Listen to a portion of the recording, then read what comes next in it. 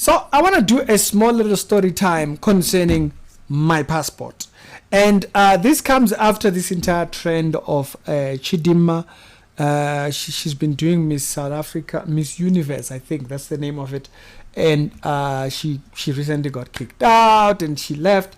And because of fraudulent document issues, parents involved, it's a lot.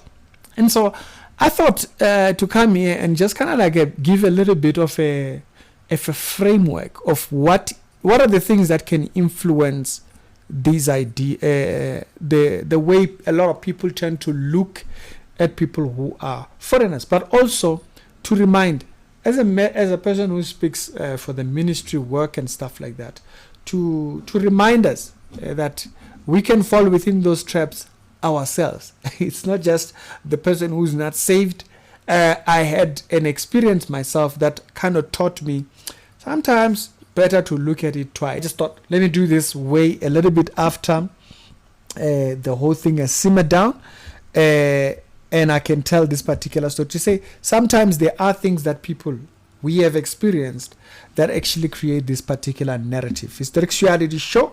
We do daily Christian commentary videos. If it's your first time over here, check out some other videos that are down in the pinned comments. Those videos will give you an idea of what we majority talk about on this channel. So I don't just talk about this type of things. I tend to talk about church related subject. But it also just brings back the idea that, hey, even as Christians, we are not immune to coming to a point where we are thinking, hey, fraudulent, what? And so first of all, I want to tell you this story using this particular storyline. So I had a friend called Uyapo. Uyapo was staying in the UK by that period, and he was planning to come back down to Botswana, which is where he's originally from. And this is where the small little clip here shows you a message interaction with me and Uyapo over there. And you will see me pointing to a point where I could not find my passport. And unfortunately, that's about 2016 if you check the period of that messaging right there. And so this is where the passport story comes up. And it ends up with me having another passport. Just imagine this other passport. In the moment, just imagine it. And so what exactly was happening around that time? I'd stayed by this period. I'd been in Joburg for years. Okay, I've been in Joburg for a very long time. I think I came here 2003, 2004, somewhere around there. But I think it was around 2003 or so. So in this house where I stayed, I had a desk when I was still doing Forex full time that faced the wall, and also editing around that particular period. And so this desk was towards the wall. This is a bit important towards understanding how I come to thinking that my passport was stolen by some guys that I used to stay with. I couldn't see what was happening behind me. But I had these guys that we used to stay with in the same yard, and when they came to the house, they had a tendency of just going off to this rack, because in this rack I used to have like a bunch of CDs, like my parts of my games and stuff like that. I had a huge Xbox collection and stuff like that. And so they liked going there and just pulling up files and stuff. And unfortunately, that's exactly where I used to put my passport. And so that's the setup that you saw earlier on. So right about here, there was a rack of CDs and stuff like that. Now, why did I even think that? You might wonder, because it might be like, oh, they were innocent. Why was I thinking that? It's the things that they used to talk about whenever they came around me. I had stayed with a lot of foreigners from the time when I came to Joburg all the way through. I stayed with guys from Zimbabwe. I stayed with guys from Malawi. Very hardworking guys. I mean, it's not necessarily the nationality that made me question that. No, it was the things that these guys used to talk about. Okay? This particular guys had a tendency of talking about very, very weird things. They had, they were enticed by guys that they knew who who were into fraudulent businesses. They were thinking, man, you know what? We are struggling to barely make enough for ends meet. Maybe if one person just, deviated a little bit, did something else to the side. And this thinking is what ended up with me thinking, did this guy steal my passport? Because they used to talk about these weird things. They used to entertain all these ridiculous ideas and stuff like that.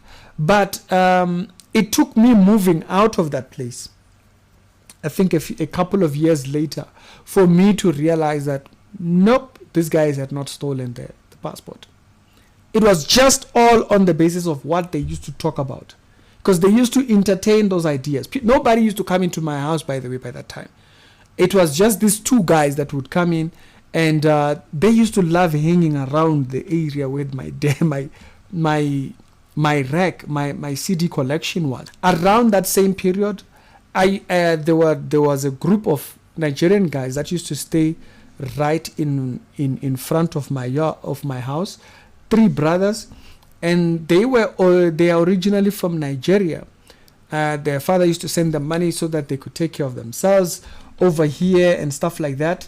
Never at one point ever spoke about doing weird fraudulent stuff. Okay, so this is a little bit of a view of that. This was the rack right here.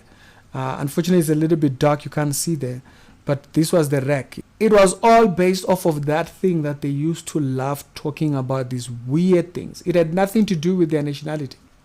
It's the things that they used to talk about that made me think, is it possible that it's them? Is it possible that maybe one of them decided with thinking? I had a very crazy setup. You can see that was a crazy setup. That was it right there at the bottom, and stuff. And so this is the scenario. These are the kind of scenarios that a lot of people won't tell you about, or that you won't hear about. It's not just based off of nothing. It's not like people just think, oh yeah, no, because the person is thinking. Sometimes it's the kind of things that these people are interested in and stuff. And in my case, I'd always had guys from other countries. I've stayed with from 20. I remember we used to stay, when I used to stay in Hillbrook, we stayed with a lot of guys from Zim. They would take a small little portion of the house and stuff like that, and stuff. And these were the guys that would always constantly advise, but never did I ever hear any of them talk about the weird stuff that these guys were talking about. Never did I ever hear them talk about their being interested in doing dodgy businesses and stuff like that. That particular passport, by the way, if you actually even go back into my thingy, you will see that I had actually even just used that passport once, when I went to Swaziland in around the December period and stuff like that. I had gone to Swaziland for a certain period of time and stuff like that. I think it was a weekend or something, and then come back. So I only got to use that passport once up until that moment. And also another very funny thing is that I'm actually remembering to do this video because I actually remember meeting the guy not long ago. And funny enough, my passport is actually set to actually expire very, very soon. So I thought it was quite an interesting one, that if you actually look at my passport, it's actually expired. It was set to expire 2024 if you check over there. Quite an interesting one. And so it's not just all innocence, okay? I would have never thought these guys probably stole my passport just randomly. I thought that because the things they used to talk about, the things that they were interested in. Hey man, have you ever seen this type of scheme and what? Like the things they used to talk about, the interest that they had. But the funny thing is this: these guys actually never did any of those things. They never actually went on to doing any criminal work. They never went on to doing any of this dodgy stuff out there. They never did. Never at any point. They were just hardworking guys. The other guy actually ended up the company ended up transferring him. And I think he works now in Durban or something like that. I'm not sure exactly. But they ended up transferring the other guy. The little brother is still in Joburg. He's the one that I actually met not long ago. And so it's just one of those times when the person you are even talking to is not even into that stuff, but they too might be enticed into it. Now, the funny part as well was this. Around the same time when I could not find my passport, I tried to open an account with FNB, and FNB could not open my account for me because someone had cloned my details.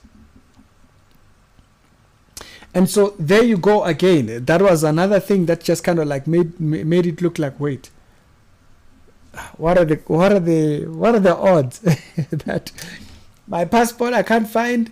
These guys used to talk dodgy things, and then now I try to go and open an account with FNB, and of course they won't show you this, but if someone has tried to do something, they will just tell you, yeah, no, there's a profile that is thingy, but it's not you. And so maybe you can go to the police, get an affidavit or something and whatnot, and stuff like that. Of course, that account did end up getting a thingy, and also luckily the person didn't use my documents to do scams. They used it like a normal account, basically. The person did. So I ended up going to get another one around that a little bit while after that, because if you know anything about getting a passport, it's expensive. It's very costly. I think the normal one is like what, $400, and to get a renewal, I think it's 8. Isn't it 8? I can't remember exactly and stuff. But I thought that was quite a funny one. That around the same time when I'm actually doing this video, it's this particular passport that I thought was stolen expires literally a month from now. I thought that was quite an interesting one. But yeah, people are not just hysterical because of nothing. And also they're not just hysterical because they heard of a story somewhere, but they've had encounters themselves that actually go back into that, and you're like, my story, it's all too common. Imagine.